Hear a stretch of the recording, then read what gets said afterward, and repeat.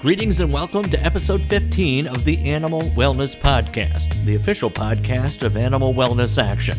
Hi, I'm your host, Joseph Grove. Careful listeners will know that this is a new name for us. We are rebranding our little show for two reasons. First, we wanted a name that tied more directly to the website and the nonprofit from which this podcast is published. Second, we believe the new name says more immediately to would-be listeners in the podsphere that, indeed, if they are interested in the well-being of animals, this is the show for them. To stay up to date with all of our news and information, subscribe to this podcast, receive our free newsletters and more, wander on over to animalwellnessaction.org, and you'll find what you're looking for there.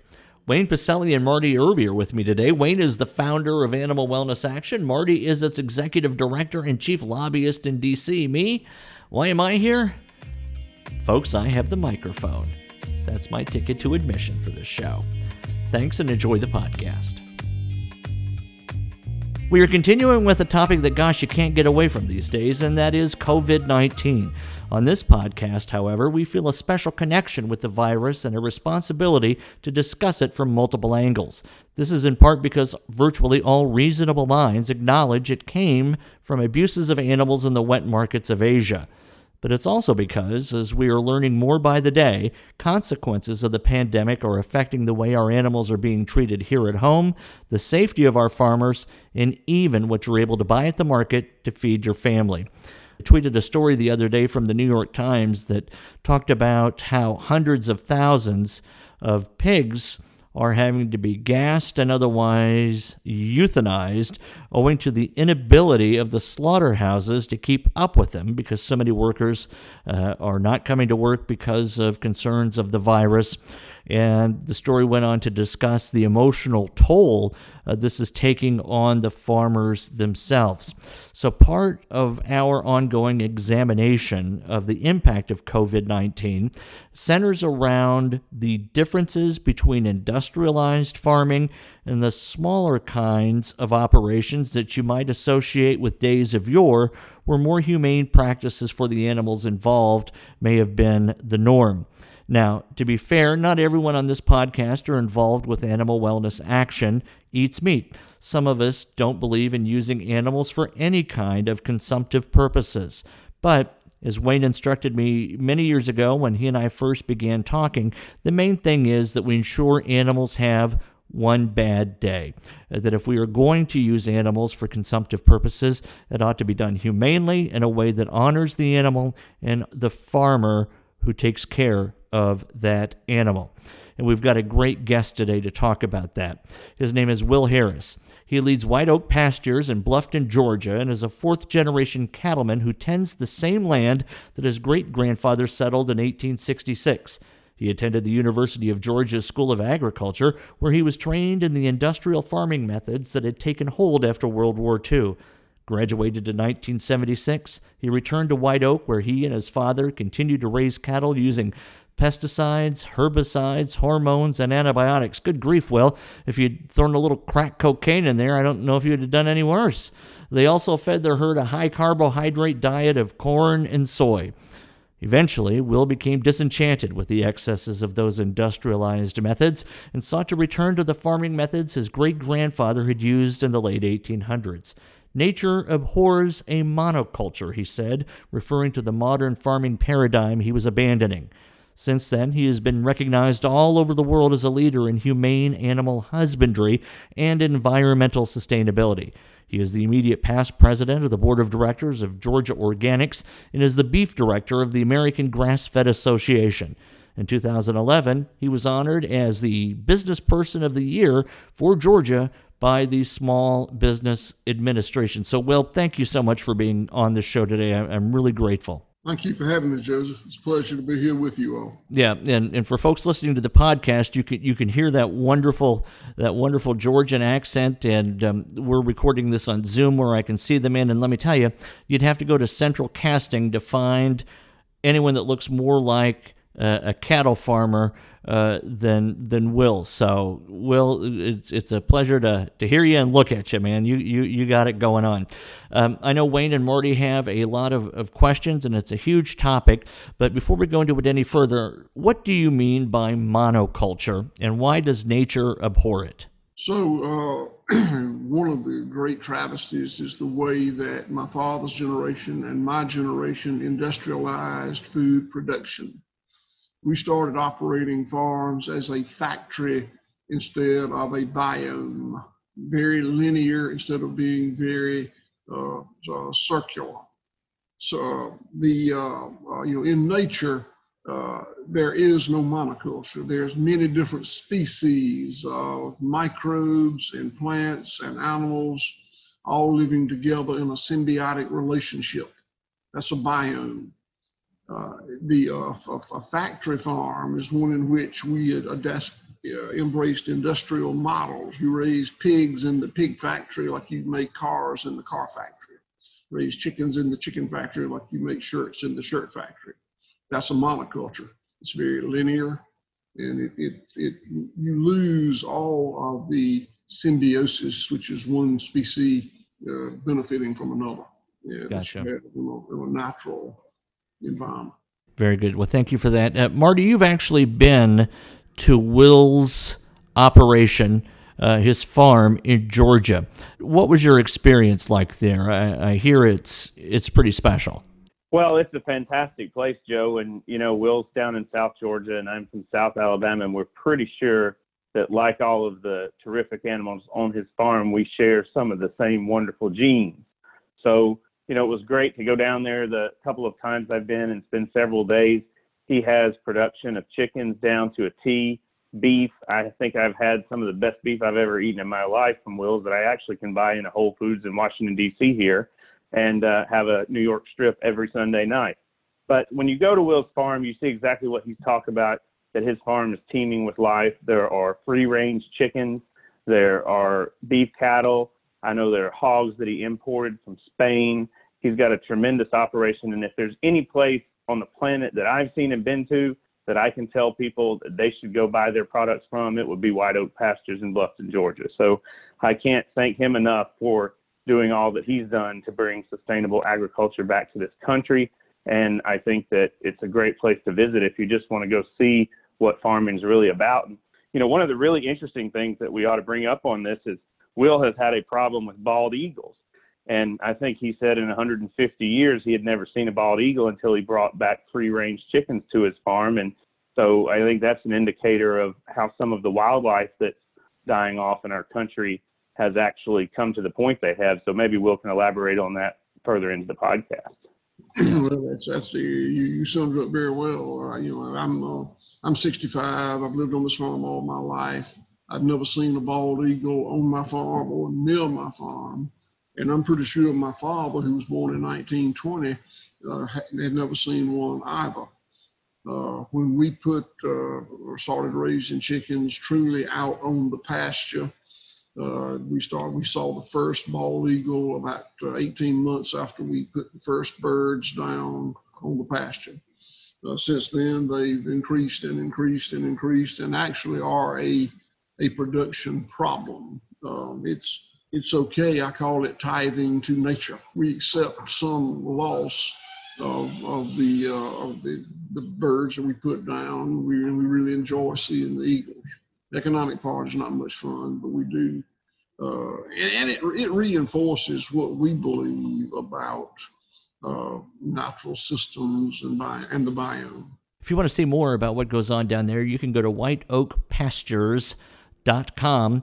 And gosh, Will, you got a store, you've got lodging, add a couple of roller coasters, and you've got Will Harris World, just like Dolly World. There's a lot of moving parts. I tell people that we're in the most simple business in the world. We own land, we own animals, they breed, they grow, we slaughter them, sell the meat and poultry to monetize the operation so we can go again. It's one step above hunter-gatherer. But at the same time, there's a lot of complexity to it. And we are the largest private employer in the poorest county in Georgia, which is something we're real proud of. We write payroll checks for about $100,000 every Friday, and Bluffton has a population of a little over 100. So wow.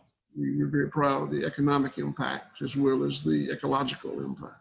I bet you one of the photos I'm seeing right now just shows oodles. What do you call a group of chickens? Are they a flock? Yeah. So like a bunch of chickens just walking around there with cows. It's really pretty cool. So whiteoakpastures.com is where folks can read and see more.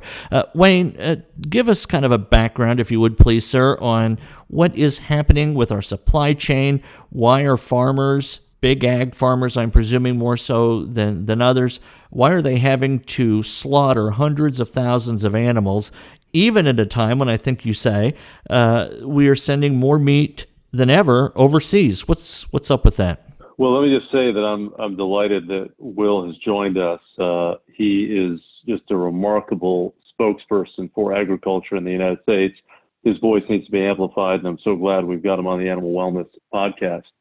You know, he is a counter to this industrial model that really has been a race to the bottom in the United States, paying workers very little, putting them in dangerous living conditions, mistreating animals, treating them just like things rather than living beings, driving down the price of meat so people just think that it lands in their store or on their plate without any artisanal activity. And what's happening now, of course, is these slaughter plants, which have been consolidated by the four big packing companies in the United States: Smithfield, Cargill, Tyson, JBS, own 80% basically of the slaughtering production for pork and beef in the United States.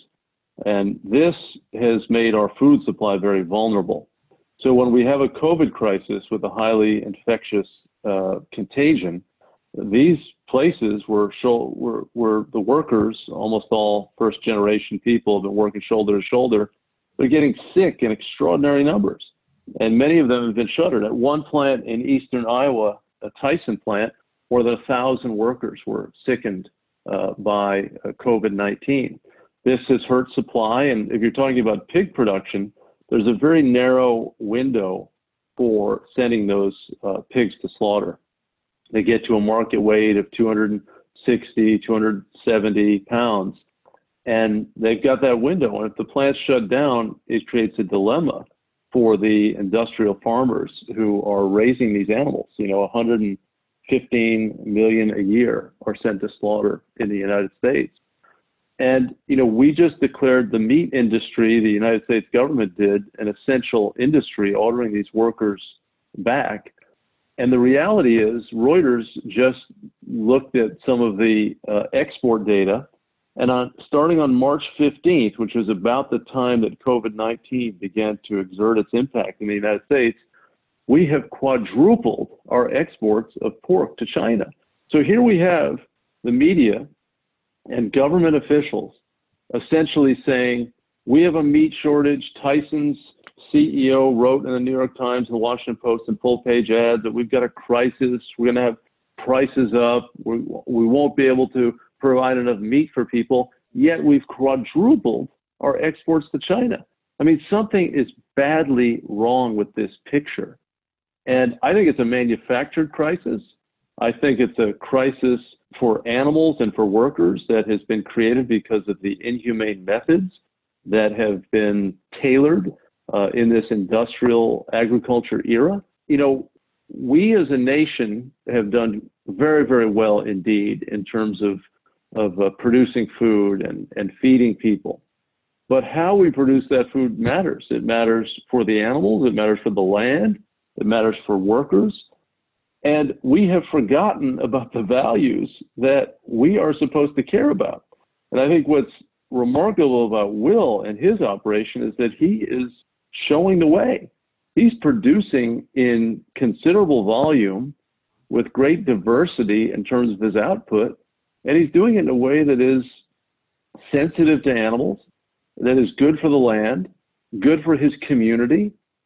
People aren't being put at risk by his operation. I've been a vegan a long time, but I have a very big tent view of animal welfare. I consider Will Harris as important an animal welfare advocate as the most committed vegan out there. We have to all be part of this discussion about animal welfare. Our country is not going to stop eating meat, consuming eggs, and drinking milk, certainly not in the short run. And my God, how much better is it for the animals to live outside and to have a decent life at a place like Will Harris's farm? Well, let me ask you, right? So if we had more farms, let's say we went to a large percentage of beef in the U.S. produced by operations from yours. What about the argument that says, well, at that juncture, meat becomes so expensive that the poor people can't get it. It becomes a wealthier person's privilege to eat meat. Is there any validation to that? Well, I think you brought up two topics there that have to be separated. One topic is that if farmers like me give up all of the tools that reductionist science has given us to take cost out of production, it will add cost back to production. That's just basic arithmetic. So yes, if meat and poultry was raised in a manner that was good for the land, good for the welfare of the animals, and good for the rural community, the price of it would go up some. That's just the way it is. The other question you brought up was about poor people getting that meat, and that is a matter of economic disparity. And you can't put those two together. When I ship a truckload of ground beef, I would like to think that people in nursing homes and hospitals and schools that's where it was going, but the fact is it's not. It's more likely going to Whole Foods. That's not a production issue, that's an economic disparity issue. Something needs to be done to make good food available for people who struggle economically, but that's a separate issue from the production of the food. From the production perspective, we have made the centralization, commoditization, and industrialization it was done for noble purposes. It was done to make food cheap and abundant and safe. And it was wildly successful in that it made food obscenely cheap and wastefully abundant and boringly consistent. And the unintended consequence of that fell on the backs of the welfare of the animals and the degradation of our land and air and water and the impoverishment of rural America. So that I'm in charge of fixing that. You fellows handle that economic disparity. I can't do that. That's above my pay grade. One thing that's happened during this period of industrialization is not only have we dramatically consolidated slaughtering operations to the point where 4 companies are controlling 80% of meat packing in the United States, we have seen an incredible attrition. I mean, it's really not attrition, it's wholesale removal from rural communities of farmers. More than 90% of pig farmers since mid-1970s are gone. The same for the dairy industry, the same for the egg-laying hen industry. Only the cattle industry has this been less acute, but there's been a dramatic drop in the number of people raising cattle as well. I mean, why is that a win for the people promoting industrial agriculture? And I think, while we have a big debate in our society on what's the most humane, sustainable form of agriculture, there's no question that if you have more humane-minded farmers raising fewer animals, where people are paying more attention to the product that they're consuming, where they are valuing the farmer for his or her skills in producing that animal, you're going to have more animal care. More animal care in the form of more farmers, fewer animals who are better treated. That is more of the vision that I think animal advocates should be espousing. And this industrial model that has done so much damage to animals and rural communities, it's an odd circumstance that the animal advocates and the family farmers are the biggest advocates for rural America in this respect, because the industrial production model has not been a boon for those parts of the United States. Yeah, I believe it's the case that if you look at all professions, the family farmer these days has the highest suicide rate, owing to the pressure not only to hold on to their farms, but to the extent to which they sell to the large industrialized operation. The pressure to keep costs down is driving many of them to the brink and over the brink of despair. Hey, Joe, it's Marty. I wanted to add something, just, what I was talking about in the opening, and I eat a New York strip from Will's Farm typically every Sunday night. A lot of people can't afford to eat a New York strip every night, but they might have one once a week or twice a week, and I probably pay about $12 or $13 for a pretty big size steak that's a wonderful cut of meat. And when we're talking about our society, we have a society where obesity has come to an all-time high, so that's another issue that's tied to this. And then in addition to that, Will mentioned the waste. When you go to Will Harris's farm, you'll see he's got a beautiful general store. And you go in that general store, you go to his website, and you'll see that every part of that animal is used. The tracheas are used as dog treats.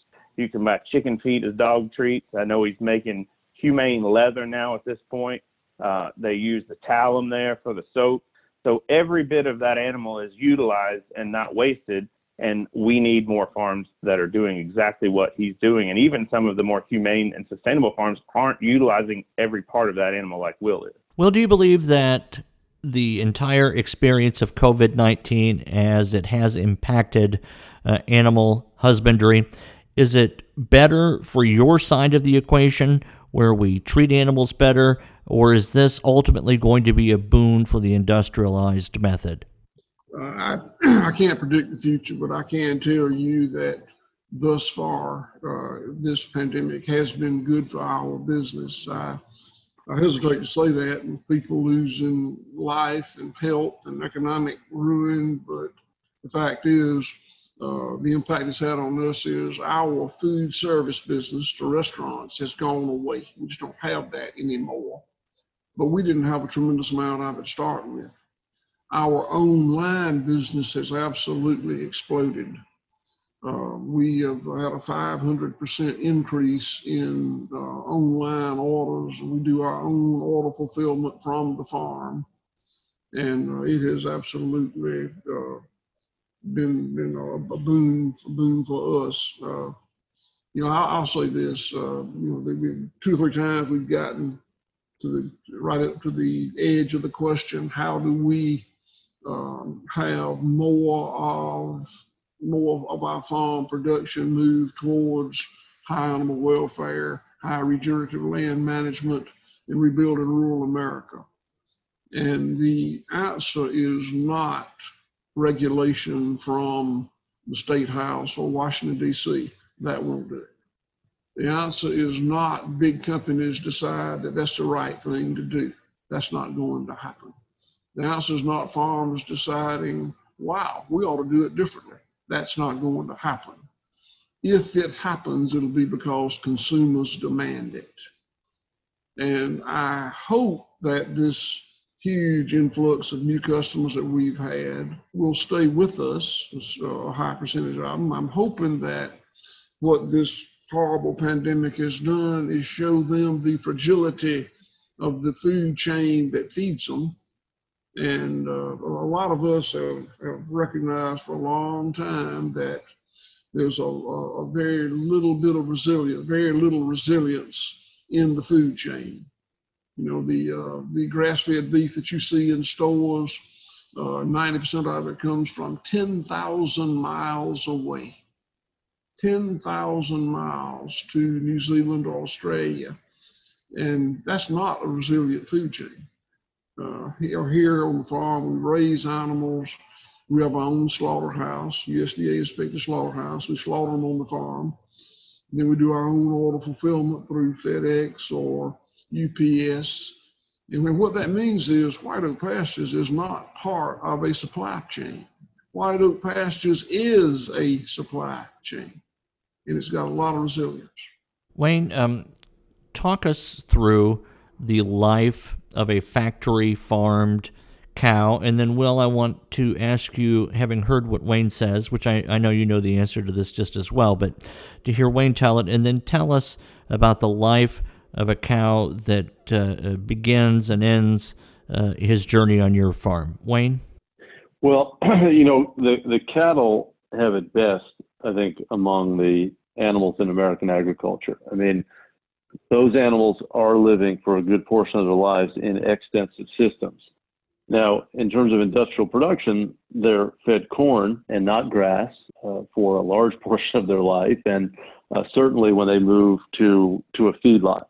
And, I've been to feedlots, and, these animals are, in Nebraska or in Kansas. There is no shade, there are no trees, there's no shelter for these animals. The ground has turned to, a form of concrete in some ways, it seems. And, they spray the animals with these industrial hoses to try to keep them a little bit cool, but the temperature, is way up there. I mean, they're not living on grass. And then, as Will said, they're shipped somewhere. They're jammed into a truck and they go to one of the big packing houses. The number of those packing houses has declined as consolidation has occurred. A good number of them operate 24 hours a day. But that contrasts favorably with what happens with pigs, who were basically raised indoors. The laying hens are all indoors, except for the small, percentage of those that are on operations like Will's or approximating that. The broiler chickens, one of the incredible things about them is they grow so fast. We have selectively bred them for fast growth. They're typically slaughtered at 6 to 7 weeks of age, and they grow to be much bigger than chickens ever were slaughtered 20, 30, 50, 75 years ago. They have heart attacks. They have mobility problems. Many of them are crippled at 2 or 3 weeks of age. And it's quite remarkable that we have bred them for one characteristic, fast growth and the related elements of muscle and body mass. And we've forgotten about the health of the entire organism. And, maybe that's a lead-in, Will, for you to pick up about the types of breeds that you have. You're breeding for healthier animals. It's not just the physical environment and access to pasture, but it's living in a body that allows animals to move and to be healthy. Wayne did a good job explaining the life of an industrial confinement animal. There's a lot could be said about the differences in what I used to do, which, by the way, part of my dirty little secret is I was an industrial cattleman for 20 years. And there's a lot can be said about the difference then and now. From an animal welfare perspective, I used to think that good animal welfare meant that I kept them fed and watered and in a comfortable temperature range and didn't intentionally inflict pain and suffering. And if I did that, that was pretty good animal welfare. About 25 years ago, I decided that that is not enough, that it's also incumbent upon me as the stockman to provide the animals with the opportunity to express instinctive behavior. Chickens need to scratch and peck, hogs need to root and wallow, cows need to roam and graze.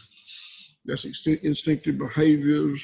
And they literally long to do that when they're held in confinement, but they're not allowed to. And it's very efficient from a time, money perspective, but it's not good animal welfare. So we could talk a lot about that and the impact on the land and the community, but let me use this opportunity that we're in to put it in a really good perspective for you. As I said, I built a own farm, red meat slaughter plant, and an own farm poultry slaughter plant. Very low volume as compared to the industrial model.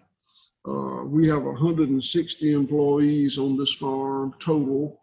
We've had 3 positive tests for coronavirus, so it can happen to me too, but my 3 out of 160 is way below the county average. It's possible that I could have to suspend the operation of my slaughter operation. I hope not, and I don't think I will, because my numbers, we're doing a lot of stuff to prevent employee illness, but it could happen. Now, if it did happen, my animals would be fine. They'll be fine. We raise cows, hogs, sheep, goats, rabbits, and poultry, 5 poultry species, and all of them are out on the pasture. And if we don't slaughter them on the day they were scheduled to be slaughtered, they'll just keep doing what they've been doing. A confinement industrial animal is dying of all the diseases of obesity and a sedentary lifestyle that's killing most of us humans. That's simply not the case on my farm and the other farms like mine. I don't want to sound like I'm the only guy in the country doing it correct. You got Gabe Brown in North Dakota and Greg Gunthorpe in Indiana, and I can name you a dozen more. But our animals will live a normal expected life expectancy for their species because they're in a natural environment doing what they're supposed to do. There's none of that 6 or 7 week chicken slaughter that Wayne said. It takes us 12 weeks, and we'll only wind up with a 3-pound bird instead of that 5-pound bird that the industrial model gets in 6 or 7 weeks. Fascinating. Marty, is there any legislation impacting this issue, or what do you see on the Hill? You're our capital guru. What do you know of what's happening or being discussed up there in D.C.? Well, there are a few things. First, on the regulatory side, I know that USDA, it looks like, is actually finalizing the organic standards regulation that we all worked on so hard a few years ago that would enable that label to match up more with what people actually think that it is. It's actually a little incorrect when you think that you go buy something organic, that it has actually been out free range on a farm, and that's not necessarily the case. Another thing is that there is the Opportunities for Fairness in Farming Act that we discussed on a previous episode with Mike Eby related to the USDA checkoff programs, and those checkoff programs that are putting all of this money into lobbying for industrial agriculture and lobbying for all of the Farm Bureau policies and other major industrial agricultural groups' views is going to, we believe, in some time help curb that. There is another piece of legislation. I just had an email today someone was asking about, and the name leaves me, but it does deal with working on a moratorium on CAFOs, which are the large confined animal feeding operations that we've been discussing in factory farming. So there are some initiatives. I know that Wayne may want to add more about the Pigs Act that we will be working on and introducing here in the near future as well. Yeah, and that episode is episode number 6, called Checkoffs and the Abuse of Animals, should any folks interested in this topic care to go back and listen to that episode. Wayne? Yeah, Cory Booker, senator from New Jersey, has introduced legislation to impose a moratorium on the biggest factory farms in the U.S. and phasing them out entirely by 2040.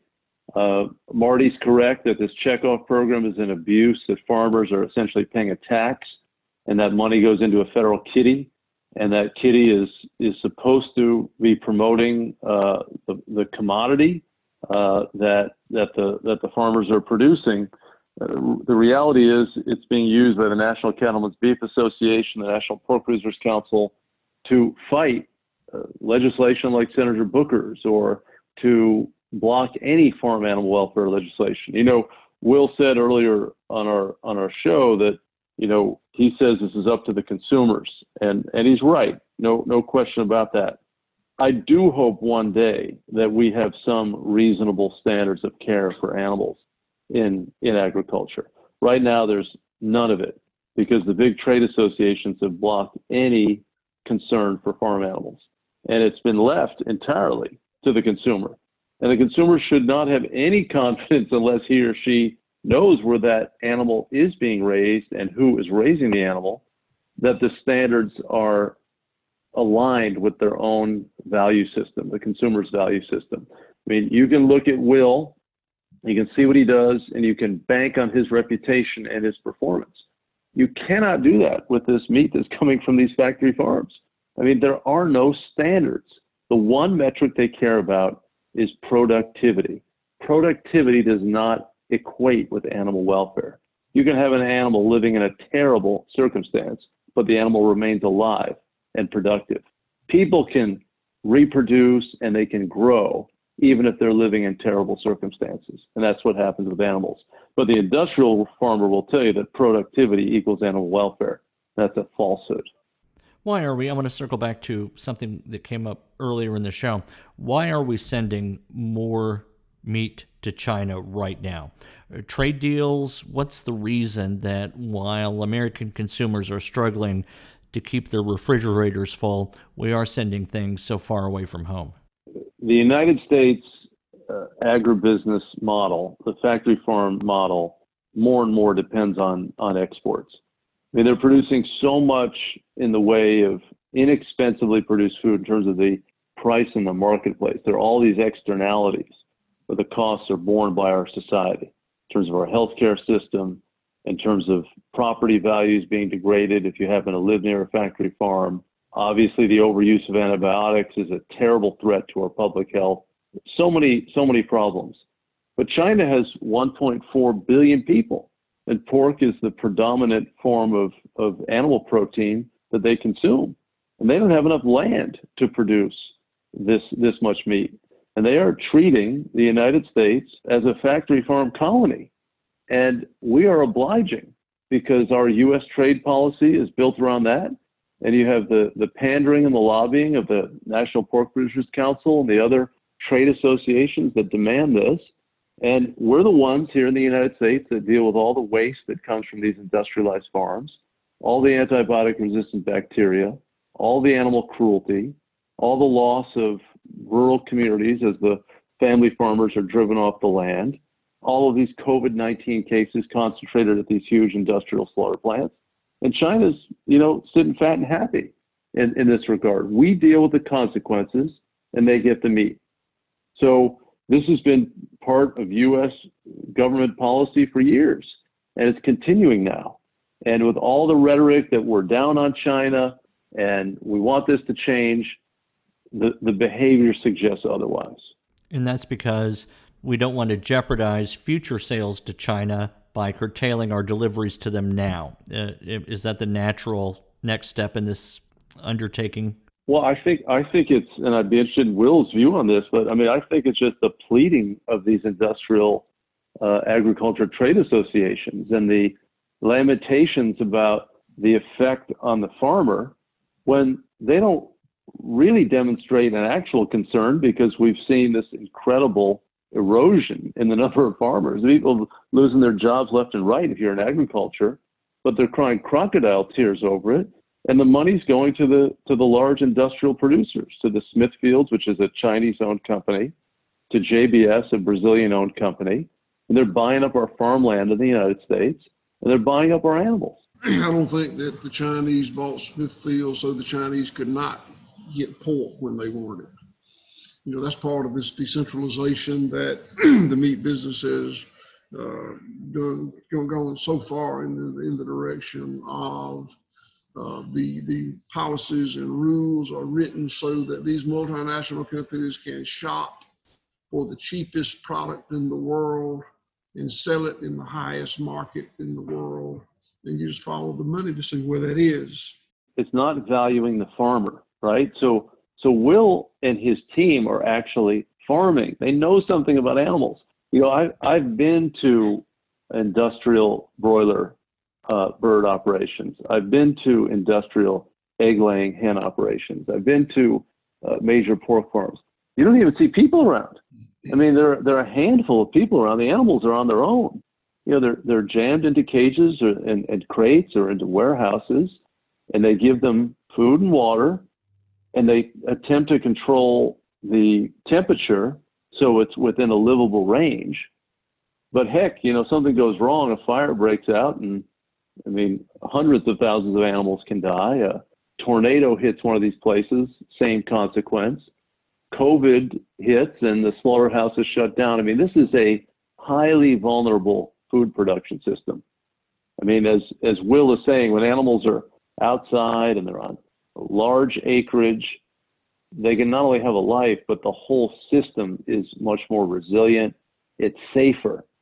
this system is highly vulnerable as it's constructed right now. We're dependent on a few companies producing an enormous volume of animal product and slaughtering and distributing that product. When those chains break down, we get this supposed crisis, but it's not as much of a crisis as they're saying, because the meat is flowing to China in huge volumes right now.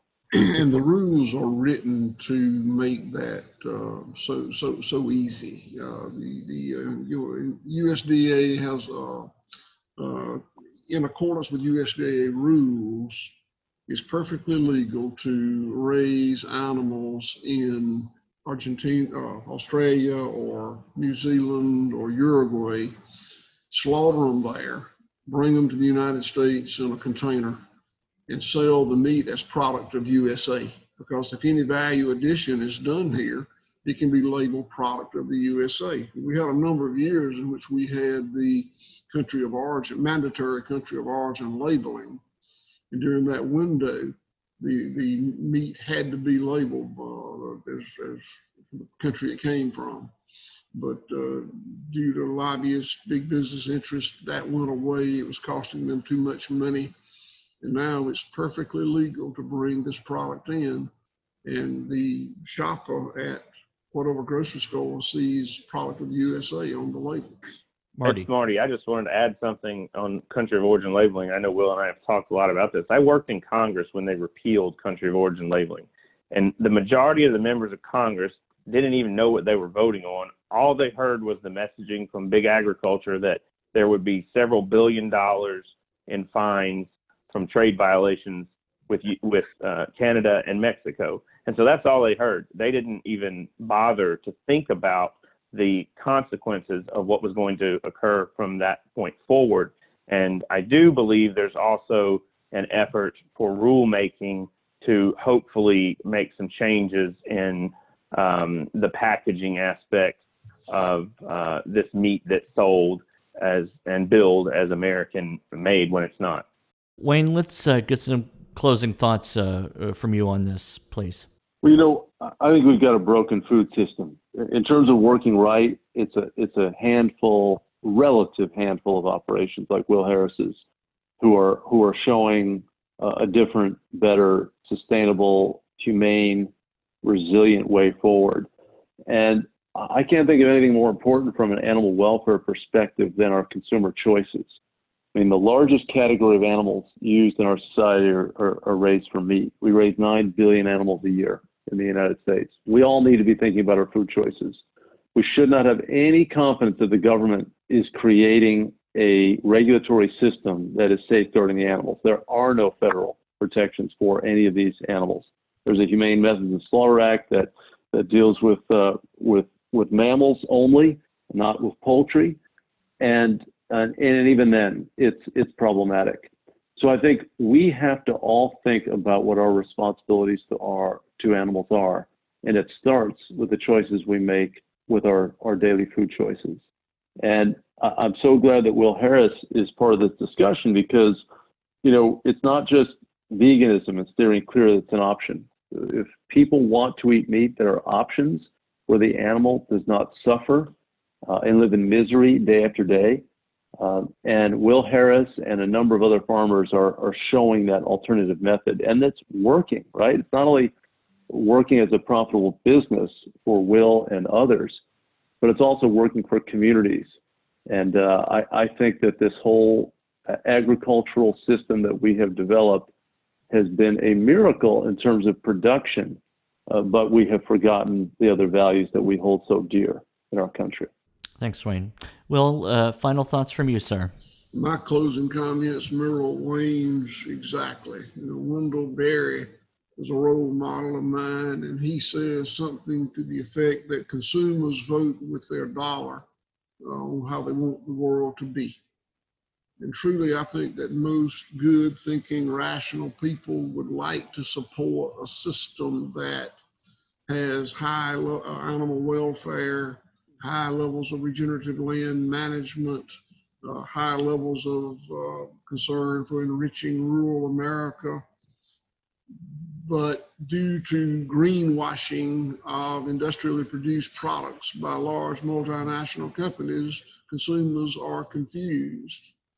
And if these consumers want a better place, they're going to have to go to the trouble of educating themselves a little bit about what program they're supporting when they spend their food dollar. Thanks, Will. And I want to remind everyone, too, you can learn more about Will and his White Oak Pastures at whiteoakpastures.com. You'll find ways to order his product there. And if it's as good as Marty says it is, and Marty knows his steaks, folks, let me tell you, you'll want to check it out. And I want to say thank you so much to our listeners for tuning in to the Animal Wellness Podcast. Be sure to visit animalwellnessaction.org for all our news and information and to sign up for our news alerts. You can find us on Facebook and Twitter, and we invite you to subscribe to this podcast through iTunes, Spotify, Stitcher, wherever you get your podcast. I'm your host, Joseph Grove, and we'll be back soon with another episode of the Animal Wellness Podcast.